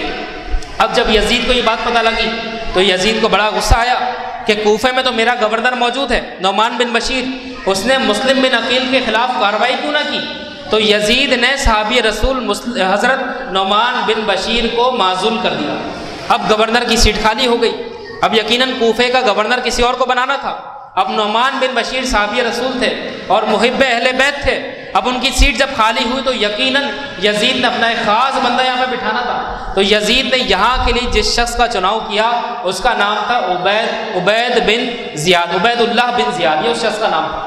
یہ بڑا ظالم، چالاک، بڑا چالباز اور مکار آدمی تھا۔ یزید نے اس کا چناؤ کرا اور اس کو ایک بہت بڑی قیمت کی پیشکش کی، کہا کہ مسلم بن عقیل کو شہید کرنے کے تمہیں اتنے پیسے ملیں گے، تم بس سازش کرو، پلان بناؤ کہ کسی طریقے سے کوفیوں کو ان کی طرف سے ہٹانا ہے۔ اب عبید اللہ بن زیاد جو تھا یہ چونکہ تھا بڑا مکار، اب اس کے لیے سب سے بڑا جو چیلنج تھا، چونکہ اس کو گورنری کا عہدہ تو مل گیا تھا، اب اس کے لیے سب سے بڑا جو چیلنج تھا وہ تھا کوفے کے اندر داخلہ اور اس کو اس بات کا ڈر تھا کہ اگر میں کوفے ایسے حالات میں گیا تو وہاں کی عوام مجھے چھوڑے گی نہیں. اس وقت سب کے سب مسلم بن عقیل کے سامنے، کہیں ایسا نہ ہو کہ مجھے میرا کچومر بنا دیا جائے، میرے اوپر ظلم کیا جائے. اب راستہ کیا ہے، جاؤں کیسے؟ تو اس نے اس کے لیے بھی ایک چال چلی. وہ کیا تھی کہ اس نے اپنی فوج کو قادسیہ کے مقام پر چھوڑ دیا اور وہاں سے اس نے حجازی لباس پہنا. یعنی حجاز مقدس سے جو لوگ کوفے آتے تھے تو وہ ایک مخصوص لباس پہن کر آتے تھے، تو اس نے اپنے آپ کو پورا حجازی لباس میں کر لیا اور رات کے پہر میں یہ اس راستے سے کوفے میں آیا جو حجاز مقدس سے کوفہ آ رہا تھا. اچھا یہ اس طرح کیوں آیا؟ اس کا جو پلان تھا وہ یہ تھا تاکہ میری آمد پر لوگ یہ سمجھیں کہ حجاز مقدس سے امام حسین تشریف لے آئے، اور رات کے اندھیرے میں کسی کو خبر بھی نہ ہوگی کہ یہ امام حسین نہیں بلکہ عبید اللہ بن زیاد ہے.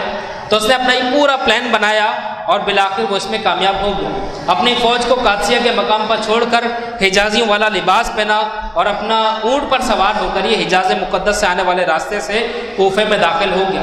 اہل کوفہ نے امام حسین سمجھ کے بڑا شاندار استقبال کرا اور یہ کہا کہ مرحبا بابنتی، مرحبا ابن رسول، بہت سارے نعرے بلند کرے اور بہت تعریفات کے پل باندھے. اب اس کو دل میں برا لگ رہا ہے کہ بھائی استقبال حقیقت میں میرا تو نہیں ہو رہا، لوگ تو امام حسین کا استقبال کر رہے ہیں، میں نے تو ان کا روپ دھارا ہوا ہے، یہ تو اصل ان کا استقبال ہے. دل میں یہ کرتا رہا یہاں تک کہ یہ دارالامارہ پہنچ گیا. دارالامارہ جو گورنر ہاؤس تھا وہاں تک پہنچ گیا. جب یہ گورنر ہاؤس پہنچا تب جا کے کوفیوں کو صبح کی روشنی میں پتہ لگا کہ رات ہم نے جس بدبخت کا ہم نے استقبال کیا وہ تو عبید اللہ بن زیاد ہے، امام حسین تو ابھی تشریف نہیں لائے. کوفیوں کو بڑا پچھتاوا ہوا، بڑا افسوس ہوا. اس نے بہرحال گورنر ہاؤس میں جانے کے بعد سارے کوفیوں کو جو ان کے اہم شخصیات تھیں ان کو جمع کیا اور ان کو اپنا لیٹر پڑھ کے سنایا، اپنی پالیسی، اپنی SOPs اور اپنا مینڈیٹ پڑھ کے سنایا کہ میں اس وقت تمہارا گورنر ہوں اور تم سب کے سب میرے حکم کے پابند ہو. اور پھر دوسرا کام اس نے یہ کرا کہ کوفے کی جو بڑی شخصیات تھیں ان سب کو گرفتار کر لیا، ان کو قید و بند میں ڈال دیا. اور اب ان کو قید و بند میں ڈالنے کا جو مقصد تھا وہ یہ تھا تاکہ مسلم بن عقیل کو بلیک میل کیا جائے کہ وہ ان کی خاطر یہاں سے چلے جائیں اور کوفیوں کو بلیک میل کیا جائے. بالآخر اس نے یہ پلان کیا. اب جب امام مسلم بن عقیل کو یہ بات پتہ لگی تو امام مسلم بن عقیل نے لوگوں کو اس بات سے خبردار کیا کہ خبردار، عبید اللہ بن زیاد اچھا آدمی نہیں ہے، اس سے بچ کے رہنا. اور دیکھو تم لوگوں نے میرے ہاتھ پر بیعت کی ہے تو یہاں پر میرا ساتھ دو. جب مسلم بن عقیل نے جب لوگوں کو اس بات کی یاد دہانی کروائی تو تاریخ نگار لکھتے ہیں کہ امام مسلم بن عقیل کے ساتھ اس وقت 40,000 لوگوں کی جمعیت کوفے میں جمع ہو. یعنی ایک صدا پر امام مسلم بن عقیل کی 40,000 لوگ جمع ہو گئے. اب یہ 40,000 لوگ جمع ہونے کے بعد ایک لانگ مارچ کی شکل میں اب یہ گورنر ہاؤس کی طرف بڑھے اور چاروں طرف سے گورنر ہاؤس کا احاطہ کر لیا، اس کو گھیر لیا. اب عبید اللہ بن زیاد گھبرا گیا کہ بھائی ایسا نہ ہو کہ یہ حملہ کر دیں. اور تاریخ نگار لکھتے ہیں بھائی جو اللہ کرتا ہے وہی ہوتا ہے. یہ بڑا بہترین موقع تھا کہ اگر امام مسلم بن عقیل ایک اشارہ کر دیتے کہ گورنر ہاؤس پر آپ حملہ کر دو تو یہ 40,000 کے لوگ گورنر ہاؤس پہ حملہ کر دیتے، عبید اللہ بن زیاد گرفتار ہو جاتا، کوفی آزاد ہو جاتے اور کوفے میں یزید کا بس نہیں چل پاتا. لیکن چونکہ اہل بیت کا گھرانہ ہے، امام حسین رضی اللہ تعالیٰ عنہ کا خاندان ہے، نبی کریم صلی اللہ تعالیٰ علیہ وسلم کا خون ہے، اسی لیے آپ نے ترجیح دی کہ صلح کی جائے، آپس میں معاہدات کر کے بات کی جائے. تو آپ نے لوگوں کو اشارہ کیا کہ خبردار کوئی بھی دارالامارہ پر حملہ نہیں کرے گا، ہم معاہدات کا راستہ اختیار کریں گے.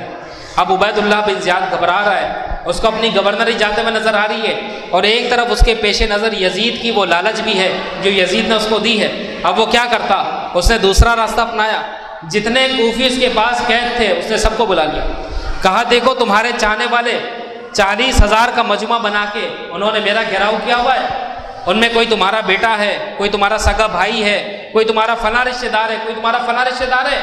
جاؤ دارالامارہ کی چھتوں پر چڑھ جاؤ اور ان کو ڈراؤ کہ خبردار اگر تم نے عبید اللہ بن زیاد کو کچھ کہا یا گورنر ہاؤس پر حملہ کرنے کی کوشش کی تو ابن زیاد ہمیں چھوڑے گا نہیں، ہماری جان لے لے گا، ہمارا حشر برا کر دے گا. جاؤ. اب یہ جو کوفے والے تھے جو قید تھے یہ عبید اللہ بن زیاد کی دھمکی مانگے. ارے کیا ہی اچھا ہوتا کہ جان قربان کر دیتے، حق کا ساتھ دیتے. لیکن اس وقت ان کے پیش نظر اپنی جان کا خوف آ گیا. انہوں نے کہا کہ بھئی اگر ہمیں ہلاک کر دیا گیا تو کیا ہوگا، ہمارے بچوں کا کیا ہوگا. انہوں نے نامردی اس موقع پر دکھائی اب عبید اللہ بن زیاد کے کہنے پر یہ سب کے سب دارالعمارہ کی چھتوں پر چڑھ گئے. باہر سارا گھیراؤ ہوا ہے. مسلم بن عقیل کی فوج ہے. جب کوفے والوں نے اپنے لوگوں کو دیکھا، کسی نے دیکھا کہ اس کا باپ ابن زیاد کی قید میں، کسی نے دیکھا اس کا بھائی قید میں، کسی نے دیکھا کہ اس کی اولاد قید میں ہے، تو لوگ اب یہاں پر بلیک میل ہونا شروع ہو گئے. اب جو قید میں تھے، جو عبید اللہ بن زیاد کی قید میں تھے، انہوں نے آوازیں لگانا شروع کی کہ اے اہل کوفہ ہماری مدد کرو، اگر تم نے امام مسلم بن عقیل کا ساتھ دے دیا تو ہم مارے جائیں گے، ہمارا بہت برا حشر ہو جائے گا، عبید اللہ بن زیاد ہمیں عبرت کا نشان بنا دے گا اور یزید تمہیں بھی نہیں چھوڑے گا، لہذا بہتر یہ ہے کہ اسی وقت مسلم بن عقیل کا ساتھ چھوڑ دو، اسی وقت ساتھ چھوڑ دو، اور بہتر یہ کہ ہمارا ساتھ دو. اب جب کوفے والوں نے جب اپنے پیاروں کی آوازیں سنی، کوئی رو رو کے بلک بلک کے ان کو صدائیں دے رہا ہے کہ میری مدد کرو، عبید اللہ بن زیاد بڑا ظالم ہے، ہم نے اس کے ظلم اپنی آنکھوں سے دیکھے، ہمیں بچا لو. اب اہل کوفہ بلیک میل ہونا شروع ہو گئے. اب امام مسلم بن عقیل کی جو جمعیت تھی نا 40,000 کی، اب لوگ اس میں سے ہٹنا شروع ہو گئے آہستہ آہستہ، یہاں تک کہ یہ سلسلہ شام تک چلتا رہا. مغرب کی اذانیں ہو گئی. امام مسلم بن عقیل رضی اللہ تعالیٰ عنہ مصلی پر نماز مغرب پڑھانے کے لیے کھڑے ہوئے. آپ کے پیچھے آپ کی اقتدا کرنے والوں میں اس وقت 500 لوگ شامل تھے. اب مورخین لکھتے ہیں کہ یہ ایسی نماز تھی جس پر بڑا رحم آتا ہے. مغرب کی نماز ہے، امام مسلم بن عقیل اللہ کے حضور لوگوں کی امامت کر رہے ہیں، 500 لوگوں کی سب بنی ہوئی ہے، لوگ شامل ہیں. جب نماز شروع کی تو اس وقت 500 کا طبقہ تھا، لیکن جب حضرت مسلم بن عقیل نے سلام پھیرا تو دوستوں آپ کو معلوم ہے کتنے تھے؟ کوئی بھی نہیں تھا، سب کے سب جا چکے تھے. اب تنے تنہا امام مسلم بن عقیل تھے. جب السلام علیکم ورحمۃ اللہ سلام پھیرا، کوئی بھی نہیں، نہ ادھر کوئی ہے نہ ادھر کوئی ہے. اب آپ بڑا گھبرائے، بس آپ کے 2 شہزادے آپ کے ساتھ تھے، محمد اور ابراہیم. اب کیا کریں جناب؟ اب ان دونوں شہزادوں کو لے کر اب آپ کوفے کے گلیوں میں گھوم رہے ہیں. دیکھیں ایک وہ وقت تھا، آپ کو یاد آ رہا تھا کہ جب آپ کوفے آئے تو ہزاروں کا مجموعہ آپ کے استقبال کے لیے کھڑا ہوا ہے. ہر ایک کی یہ تمنا ہے کہ آپ اس کے گھر پہ قیام کریں، ہر کوئی چاہتا تھا کہ اس کو آپ کی میزبانی کا شرف ملے. لیکن آج کوفے والوں نے اپنے گھروں کے دروازے بند کر دیے، کوئی ایک پانی پلانے کے لیے بھی آپ کو راضی نہیں ہے. اب آپ کوفے کی گلیوں میں اپنے چھوٹے چھوٹے ننھے پھولوں کے ساتھ اب آپ پھر رہے ہیں. لوگ آپ کو دیکھ کے اپنے گھروں کے دروازے بند کر رہے ہیں، کھڑکیاں بند کر رہے ہیں، کہیں ایسا نہ ہو کہ یہاں سے گزریں تو یزید کو شک ہو جائے. اب ابن زیاد جو تھا وہ آپ کی تلاش میں تھا کہ مسلم بن عقیل گئے کہاں. تو ایک گھر آپ نے دیکھا، وہاں پر ایک بوڑھی عورت آپ کو نظر آئی جس کا نام غالباً تووا اس کا نام تھا. تو امام مسلم بن عقیل نے کہا کہ بی بی ذرا پانی ہمیں پلا دو. تو اس عورت نے امام مسلم بن عقیل کے چہرے کو دیکھ کر پہچان لیا کہ یہ تو آل رسول ہیں، یہ تو امام مسلم بن عقیل ہیں. بڑی خوشی ہوئی. دیکھیں اللہ والوں کو دیکھ کر خوشی ہونا ایمان کی علامت ہے، اللہ والوں کی زیارت کرنا ایمان کی علامت ہے. جب اس عورت نے دیکھا کہ امام مسلم بن عقیل ہمارے دروازے پر آئے اور پانی مانگ رہے ہیں تو وہ احترام میں جھک گئی، کہنے لگی حضور آپ باہر کھڑے نہ ہو بلکہ اپنے شہزادوں کے ساتھ اندر تشریف لائیں، مجھے آپ کی میزبانی کا شرف حاصل ہو. امام مسلم بن عقیل رضی اللہ تعالیٰ عنہ اپنے شہزادوں کے ساتھ اس کے گھر میں داخل ہو گئے. لیکن بدبخت اس کا بیٹا جس کا نام تھا محمد بن اشس، جس کا نام تھا وہ شخص یزید سے ملا ہوا تھا. اب دیکھیں یہ بھی اللہ کا کرنا ہوتا ہے. بسا اوقات ایسا ہوتا ہے کہ اللہ کے ولی کے گھر میں شیطان ہوتا ہے اور شیطان کے گھر میں اللہ کا ولی ہوتا ہے. اب وہ عورت کتنی نیک بخت تھی کہ جس نے اہل بیت کے گھرانے کا استقبال کیا، پانی پلانے کو سعادت سمجھا، لیکن اس کا بیٹا کتنا بدبخت تھا. اب جب اس کو پتہ لگا کہ امام مسلم بن عقیل تو وہ ہیں کہ جن کا اس وقت عبید اللہ زیاد جن کو تلاش کر رہا ہے، تو کیوں نہ اس کی خبر کر دی جائے. تو امام مسلم بن عقیل کی خبر جو ہے اس نے اس وقت کے گورنر عبید اللہ بن زیاد کو پہنچا دی. عبید اللہ بن زیاد نے اپنے 2 بندے امام مسلم بن عقیل کے مقابلے کے لیے بھیجے. اب جب وہ لوگ یعنی گورنر کے جو عاملین ہیں جب وہ اس گھر میں آئے تو انہوں نے کہا کہ بڑی بھی کہاں پر ہے مسلم بن عقیل، ان کو نکالو. بس یہ للکار سننی تھی کہ امام مسلم بن عقیل تلوار اٹھائے ہوئے شیر ببر کی طرح ان پر ایسے حملہ آور ہوئے جیسے شیر جو ہے گیدڑوں کے چلبل میں جب گھس کر تباہی مچاتا ہے، تو آپ نے ایسے ہی ان سے لڑنا شروع کر دیا اور ان کا مقابلہ کیا.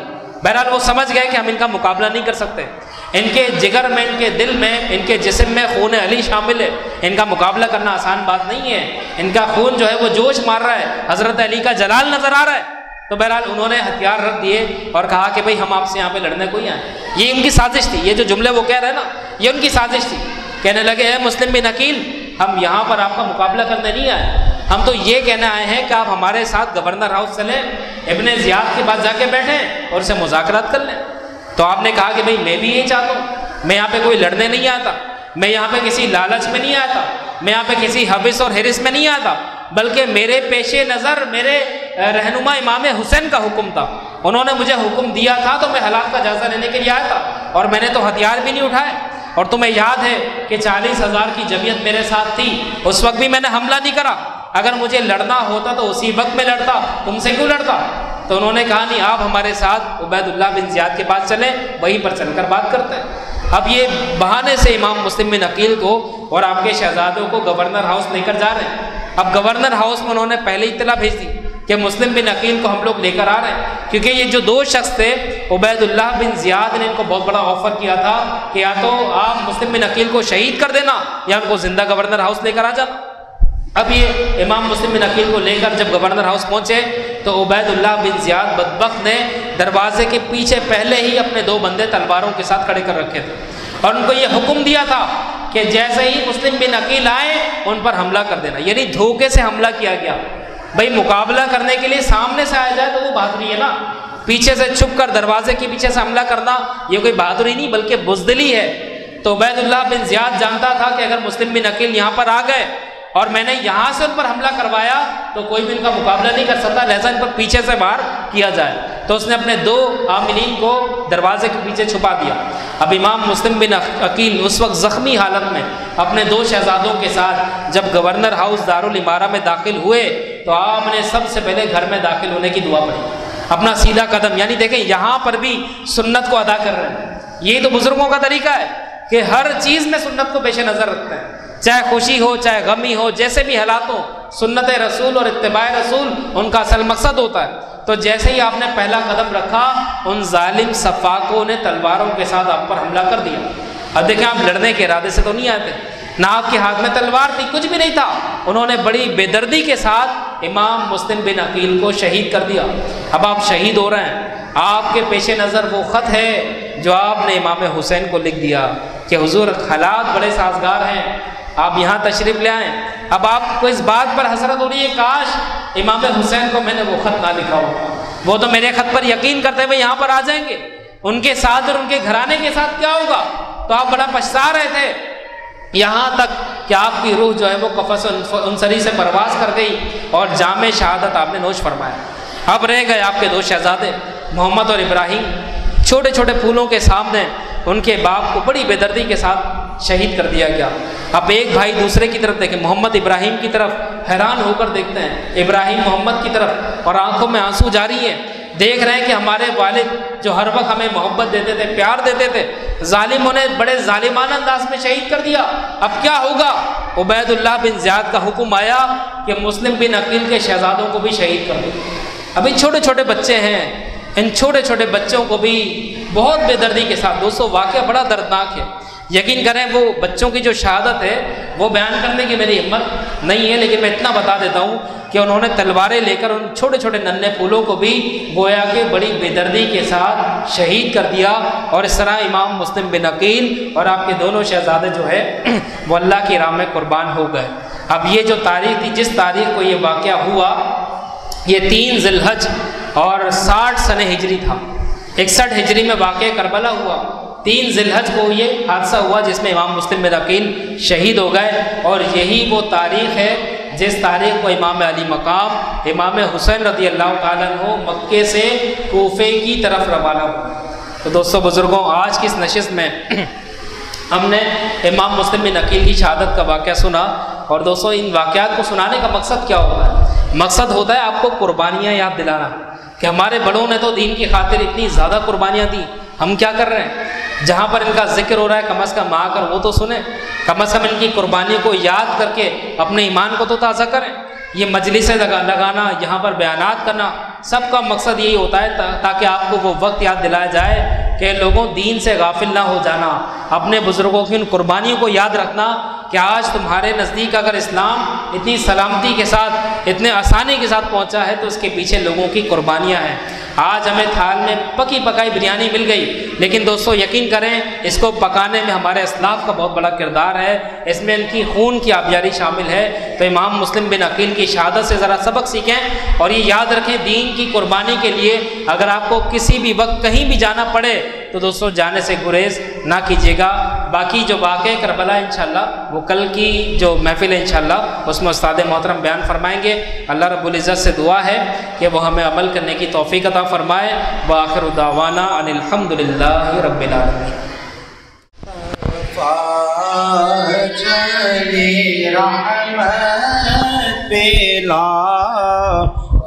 سلام شمع بز میں ہدایت پہ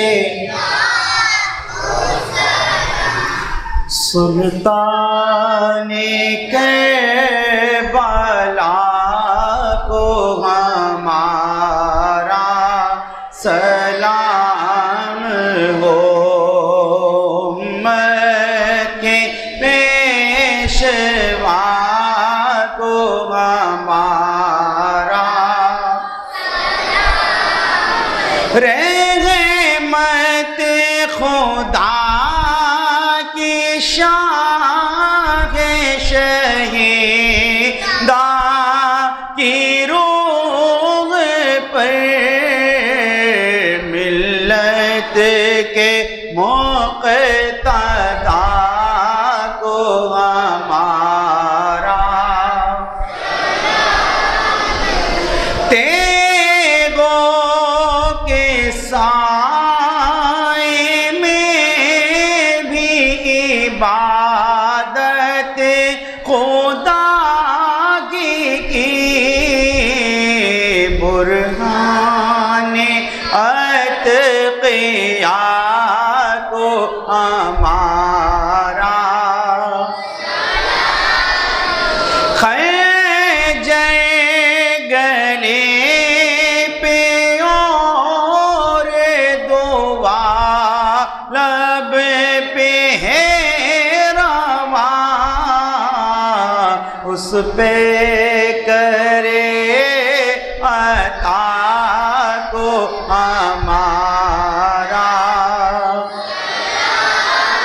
رہے جو بلا میں شکر خدا کا ادا کیا، اس دافعے بلا کو ہمارا یہ بھوک اور یہ پیاس یہ فرض جہاد حق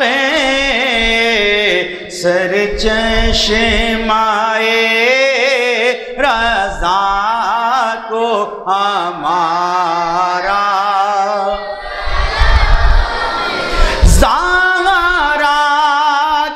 لال اور پیمبر کے نور دل بندے مرتضیٰ کو ہمارا امت کے اکبر فدا ہوئے جانباز مصطفیٰ کو ہمارا امت کے بچوں پر علی اصغر ہوئے معصوم مجتبی کو ہمارا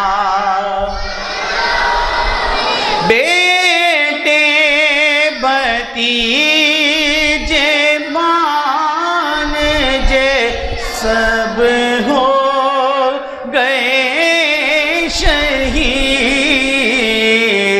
قربانی خدا کو ہمارا سر دے دیا مگر نہ دیا ہاتھ غیر کو حسین حق نما کو ہمارا سلام ہو سلطان کربلا کو ہمارا سلام ہو امت کے پیشوا کو ہمارا سلام ہو پڑھ کر درود ادب سے غلام حزین تو کیا مہمان کربلا کو ہمارا سلام ہو سلطان کربلا کو ہمارا سلام ہو امت کے پیشوا کو ہمارا سلام ہو واسطہ آل با کا صدقہ حضرت عائشہ کا اور شہید کربلا کا غم نہ ہو روزے جزا کا یا نبی سلام علیکہ یا رسول سلام علیکہ یا حبیب سلام علیکہ صلوات اللہ علیکہ صلوات اللہ علیکہ الصلاۃ والسلام علیکہ یا رسول اللہ وعلی آلک و اصحابک یا حبیب اللہ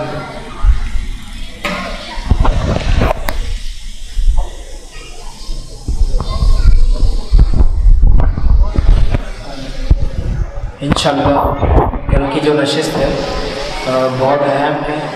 تمام دوست جو پابندی